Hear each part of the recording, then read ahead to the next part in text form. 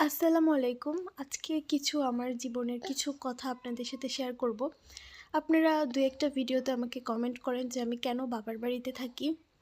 আজকে সেটা আপনাদের সাথে শেয়ার করব। আমি বাবার বাড়িতে থাকি তার একটা কারণ হচ্ছে, যখন আমার বিয়ে প্রথম হয় তখন থেকে আপনাদের ভাইয়া আমার সাথে থাকে না। মানে সে চাকরির সূত্রে আলাদা জায়গায় থাকে আর আমি আলাদা।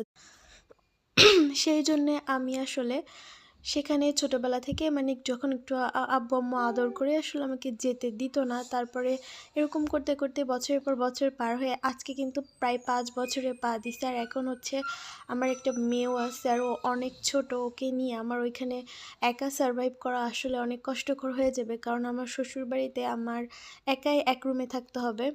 সেখানে আমার হচ্ছে অ্যাটাচড কোনো বাথরুমও নাই, কারণ আমার মেয়ে এত জ্বালায়। ওকে আমি রুমে রেখে মানে ও প্রায় সারারাতি কান্না করে, আমার প্রায় ঘুম সারারাতি হয় না।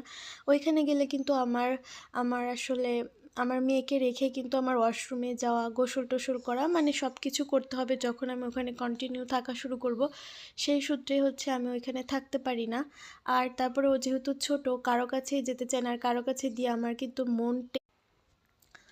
সেই জন্য আমি এখানেই বেশি থাকি। আপনাদের ভাইয়াকে আমি বলি যে আমাকে থাকার যদি ব্যবস্থা করে দাও তাহলে কিন্তু আমি থাকবো।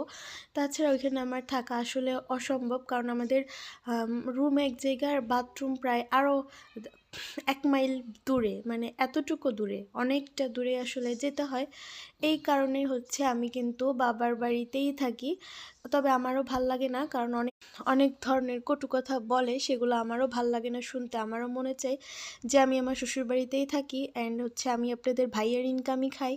সো এইটা যখন আমারও ইচ্ছা, বাট আপনারা দোয়া করবেন আমি যেন খুব তাড়াতাড়ি এই শ্বশুরবাড়িতে যেয়ে আমার বাবুকে নিয়ে ভালোভাবে থাকতে পারি।